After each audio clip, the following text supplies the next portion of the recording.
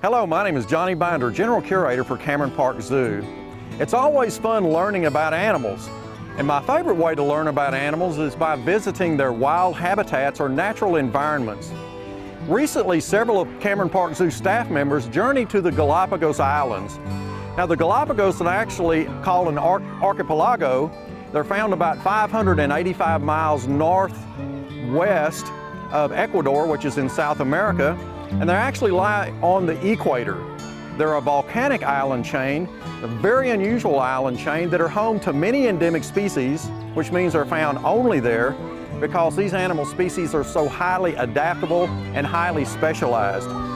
Many interesting species like the marine iguanas that are able to come out on land, like many iguanas do around through South and Central America, but they also go out into the Pacific Ocean to feed on kelp and seaweeds and other plants that are found under the sea many feet below the surface. Then they're able to come back out onto the land and dispel the salt that they have ingested while they were doing their underwater feeding. There are many other highly specialized species found there, penguins, birds, and many others, but I think the most popular and my favorite are the Galapagos Island tortoises, as we see in the background here. The Galapagos tortoise is a huge turtle that can actually weigh over 500 pounds and probably live over 300 years. Now, this island chain is so interesting and unusual that Charles Darwin actually developed his theory of evolution based on natural selection while he was visiting this island chain a few hundred years ago. Today we will be joined by Cameron Park Zoo staff that actually made the trip to the Galapagos, and they're going to share with us many of the fascinating stories and the interesting and highly specialized animals that they encountered on the Galapagos Islands.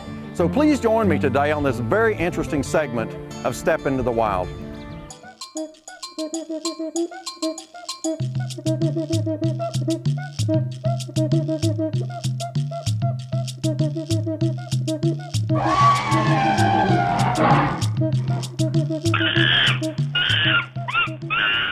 Hi, I'm Connie Kastner, Education Curator here at Cameron Park Zoo. And I'm Carolyn Atherton, Animal Care Manager of Birds. And I'm Laurel Shannon. I work in the Education Department with Connie. Today on Step Into the Wild, we're going to take you to the Galapagos Islands. Our trip began at the Waco Airport, and we flew to Houston and then caught a flight for Quito, Ecuador. Ecuador is located on the continent of South America, and the population is 13,625,000. We flew into the capital of Quito, which is the second largest city, with an elevation of over 9,300 feet. We flew out of Quito and flew to Guayaquil before we went to the Galapagos Islands. The islands themselves are 620 miles west of the South American coastline and consist of about 13 different islands that are all volcanic in origin. Some of those islands are inhabited, but only about 23,000 in all live on the Galapagos Islands. There is an amazing amount of biodiversity on the Galapagos Islands. 154 species of birds have been recorded. 61 of these are residents and the rest are migratory. There are 28 species of reptiles. The most well-known are the giant tortoises and the marine iguanas. In addition, 32 mammal species call the islands and the water surrounding them home. The most incredible fact is that 50 of these species are endemic, or only found in the Galapagos Islands. The endemic residents that we encountered were the Darwin's finches, giant tortoises, marine iguanas, Galapagos sea lions, magnificent frigate birds, and the Galapagos penguins. Flying from Quito, we took Aerogal, which was the local airlines to fly to the islands, and we headed to San Cristobal Island, which was our first stop, and we were there for 3 days. As we were flying in, it was a beautiful view of the islands and the coastline, and you could also see the port of San Cristobal. As we flew into San Cristobal, we noticed that lava rock was the main feature in most of the architecture, and we also noticed many different succulents and cactuses that dotted the landscape. One of the very first things that I noticed when we were there is the Darwin's finches that were everywhere, and I was very excited to see those at last. There were many different varieties just on each island, and I wouldn't go so far as to say that I actually learned them, because it's actually very hard to learn them without being able to measure their beak sizes to get the exact different species. But they are very common there and very neat looking little birds to show up, and so we were very excited when we spotted our very first Darwin's finches. Our first excursion was to Frigate Bird Hill, and this included a long hike through a boardwalk where we could see the different cactus and the different plants. The trail that we hiked, it varied between boardwalk, lava rock, and then just crushed stone. But the view was amazing. We were able to get our first glimpse of a magnificent frigate bird sailing, catching the air currents. We also saw the San Cristobal lizard, which is endemic to this island. This is our first glimpse of Darwin's Bay. This was our first snorkeling excursion. And after our long hike and the nice hot weather, we were ready to get in the water. This was one of our first visitors that we came upon. We had to kind of shoo him off this rock because that was our entrance point into the bay. But he had no problem with just going on his way and swimming back into the water. Some of the fish that we saw here, this is one of our puffer fish that we saw. We saw puffers in almost all the areas that we visited, and they varied in sizes. They're very curious, so they would come right up to the camera and take a look to see what that thing was that was on my face. So it was pretty interesting because they got right up close and personal. The yellow-tailed damselfish was also very curious, and we all fell in love with this little fish with its bright yellow lips and the yellow fins and tail. This puffer was the biggest one that I saw. I followed Connie's lead over to the rocks and thought, oh, she might be able to spy something pretty cool here. And I was quite surprised to find this ginormous puffer fish. So I had to call her over to scare her because I just flipped my camera in there, took a picture, and then swam away because he kind of scared me. He was so big. The sea turtles that we saw were all green sea turtles, and we all enjoyed snorkeling with them. It was amazing to see them moving through the water and just how calm and peaceful they were. They didn't seem to take any notice of us, or they weren't bothered at all when we were there, and it was really fun to swim along beside them, and they were just kind of cruising along gently. Always had some place to go, but they weren't in any hurry. The other nice critters that we saw that really didn't pay us any mind were the sea lions. They were just having themselves a ball, swimming all by themselves, playing with each other and whatever they could get their little mouths on, but they really didn't care about us. They would give us a glimpse, but then they would just swim right on. After our snorkeling, we came and took a little sit on the pier, but as you can see, we had to watch where we sat. First priority, we came to the sea lions. They sat where they wanted to sit, and then we had to change our course depending on where they were.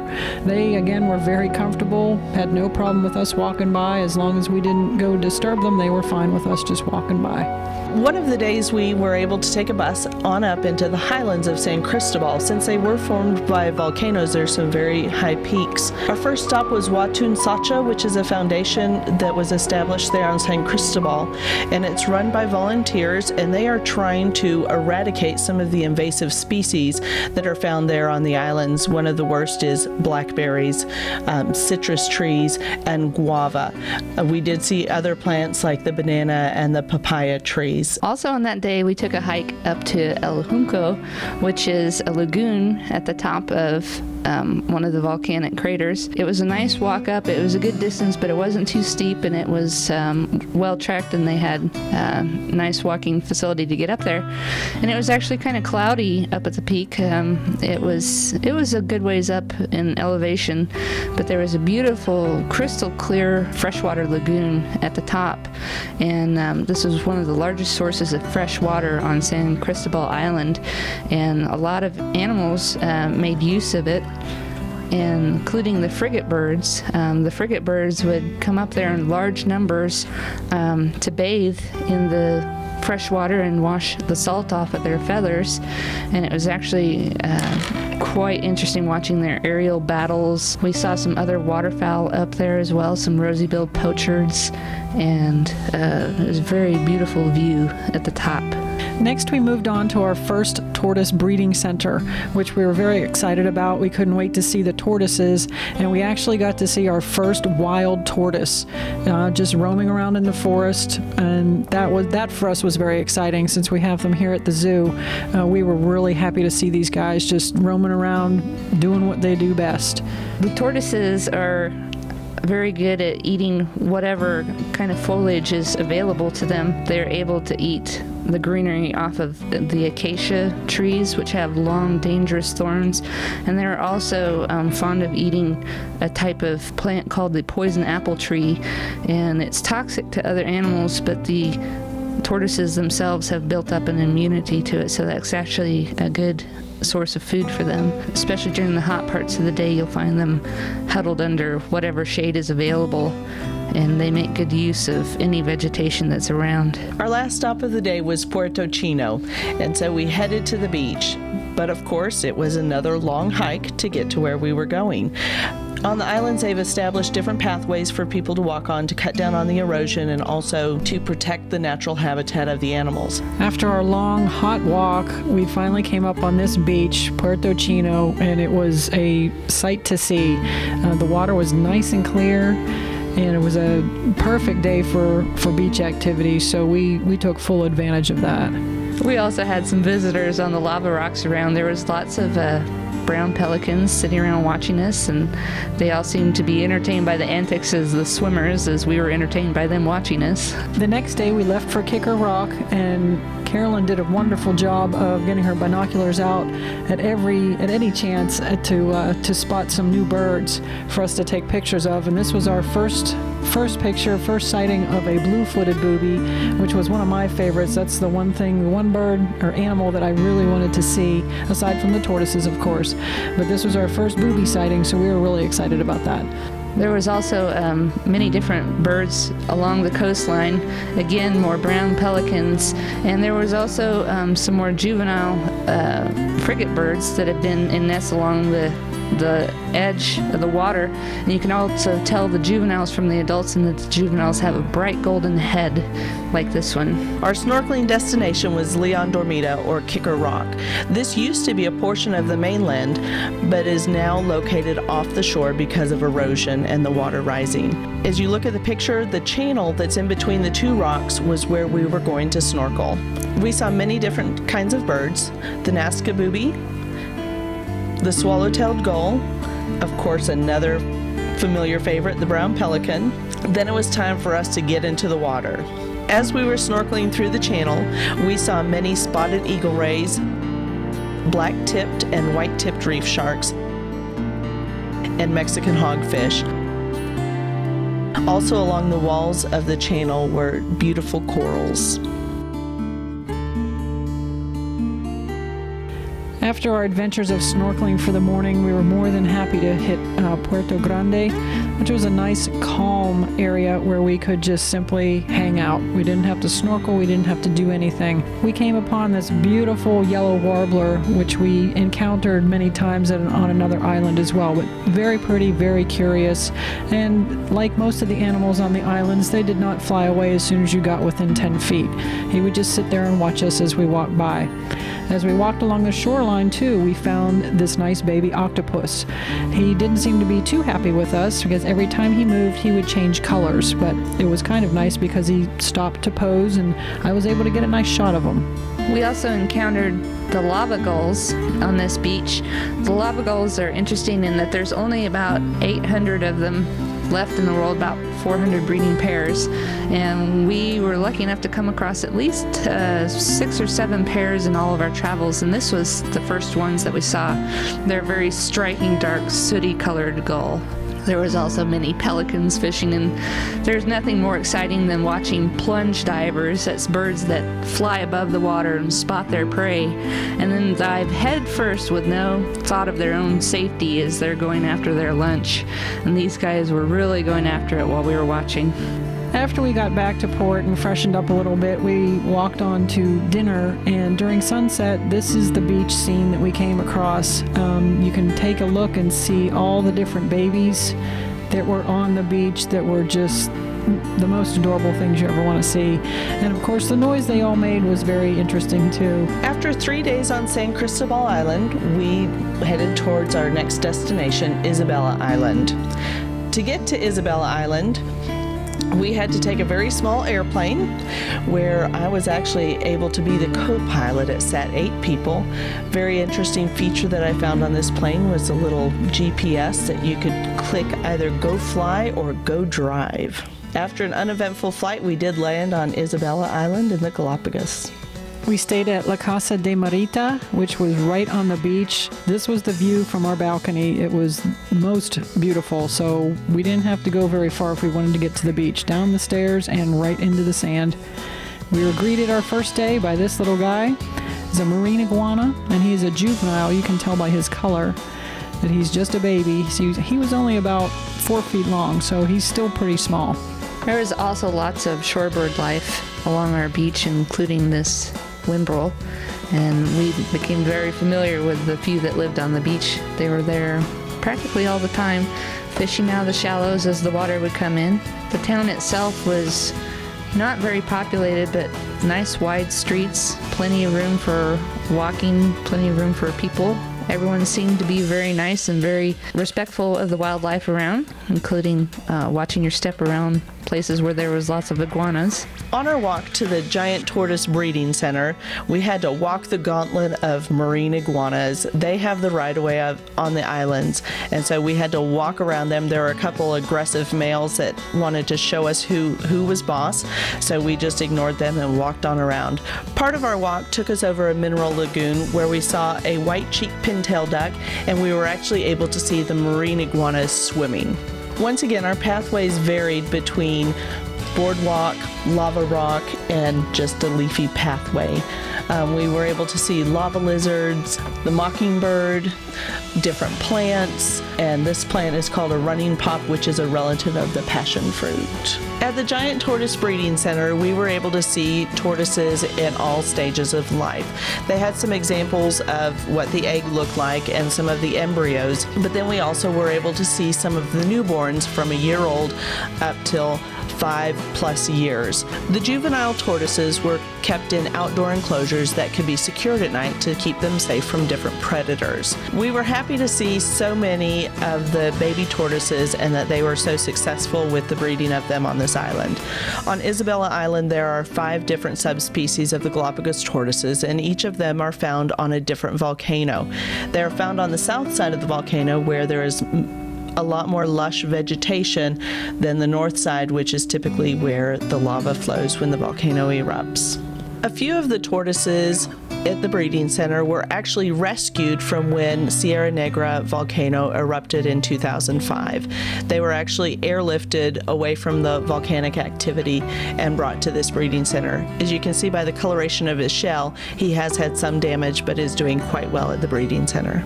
Part of the experience at this breeding center was the opportunity to become a tortoise yourself. Connie and I took full advantage of this because we wanted to know what it was like to have that big shell on our back. After we were done pretending we were tortoises, we ventured on to see if we could spy any of the flamingos of the island, and luckily for us, we were able to spot 6 of them. Unfortunately, that is only 2% of the population on the islands. We continued our walk from the breeding center back through the lagoon, and we spied this mama duck with all her little ducklings. One of our excursions included a hike up the Sierra Negra volcano that is on Isabella Island. This volcano is still active and last erupted in 2005. As you can see, the vegetation was very different on the south side of the volcano, very lush, very moist, as was the hike, unfortunately. We saw some really cool things on the way up. This vermilion flycatcher, the red and black bird, as well as the moss-covered trees. Although it looks like Spanish moss like we have here, it is something completely different. There are alternative ways to get up to the vantage point on top of the volcano. Some people take horses, but we opted to walk. This is at the beginning of our walk where we were happy campers. That was before our 10-mile, 6-hour hike. Even though it was a long, arduous day, we still had a lot of fun and saw a lot of interesting things. Once we reached the rim of the volcano, we were able to look down and look out across the caldera. A caldera is formed when a volcano erupts and then the crater falls in on itself. This caldera of Sierra Negra is actually 6 miles across in diameter.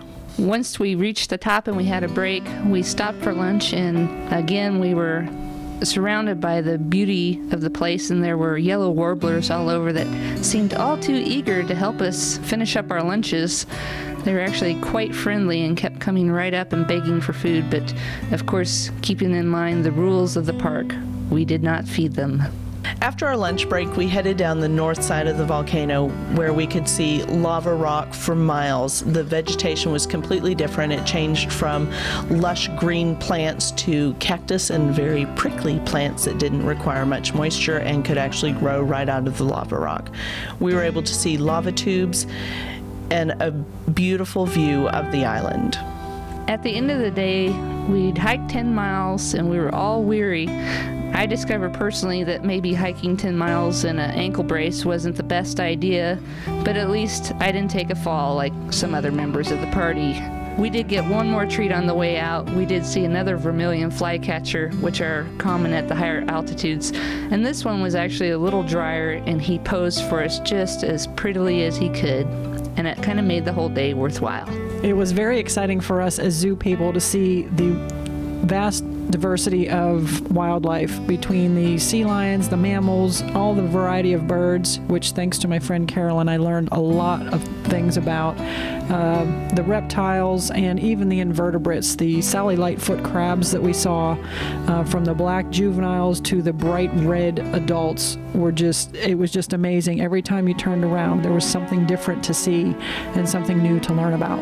One of the things I learned on this trip that was very new to me was that the Galapagos Islands, when they first were being colonized, were used primarily as a penal colony from 1946 to 1959. And one of the areas that we visited was the infamous Wall of Tears, which was built by prisoners that lived on the island during that time. The wall ended up being about 320 feet 28 feet long and 23 feet high, and it was built by the prisoners with no tools whatsoever. It was a form of punishment. They had to go out, unearth the rocks by themselves with no tools, break them up, carry them back, and it was all done by a general who thought that the best form of punishment was hard labor. One exciting thing is that we were able to see some of the tortoises that were bred in captivity and then released into the wild. The penalty for killing a Galapagos tortoise is 15 years in prison, regardless of whether it was an accident or you killed it on purpose. The rest of our day consisted of climbing to a lookout point where we were able to look out over the entire island. We visited the island's largest lava tube, and this tube, if you follow the tube all the way down, you can actually come out to the ocean. We also visited the Beach of Love, where we came across tons and tons of these lovely marine iguanas. They ended up in places where we didn't even think they were. We'd be walking trying to get a picture of one marine iguana and look down at our feet, and there was one sitting right down there. There were several opportunities for fantastic types of bird watching. A lot of the times there would be large schools of fish that would come near shore, and it would attract large numbers of birds. We saw several large flocks of shearwaters fishing in the water, and all kinds of seabirds that would be attacking these large schools of fish. And we got really familiar with all the birds in the area, and we particularly, of course, like the blue-footed boobies, which tend to be a symbol of the area. But we were also fortunate enough to see penguins, the Galapagos penguins that were in the area. Very pretty birds, as you can tell, and they have the typical bare face of a subtropical penguin. Our last stop in the Galapagos Islands was Santa Cruz Island. We only spent one day here, and our sole purpose was to visit the Charles Darwin Research Station. While we were at the station, we were able to see the celebrity here on Santa Cruz Island, Lonesome George the tortoise. And in Spanish, he is called Solitario Jorge. where he is the last of his species. Lonesome George is the last of the Pinta Island tortoises. He looks a lot different than the regular Galapagos tortoises that we're used to seeing. And even though he is the last of his kind, he has two mates that they're trying to breed him with, and their names are Georgette and Georgina. And although they are not Pinta Island tortoises, they are the closest relatives as far as DNA goes, a close a match to him as possible. Also on this island was our first and only glimpse of the land iguanas that are found here on the islands. In the town of Porto Chino, where we stayed, we were able to wander around the town and see the numerous pelicans who were begging for fish from the fishmongers. Our trip to the Galapagos Islands was an extraordinary experience.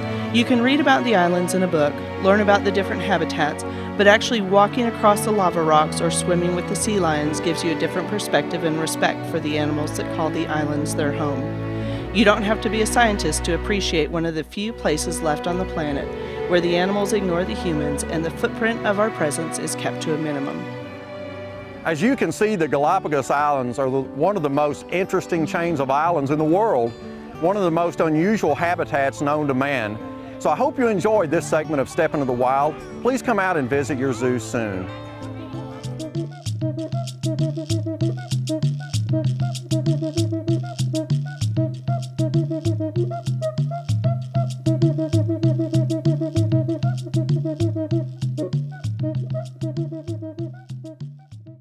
The Cameron Park Zoo in Waco is a member by invitation of the World Association of Zoos and Aquariums and is an accredited member of the Association of Zoos and Aquariums, a worldwide organization of more than 200 accredited members who are leaders in global wildlife conservation and assistance in helping animals in their native habitat. For more information, visit CameronParkZoo.com.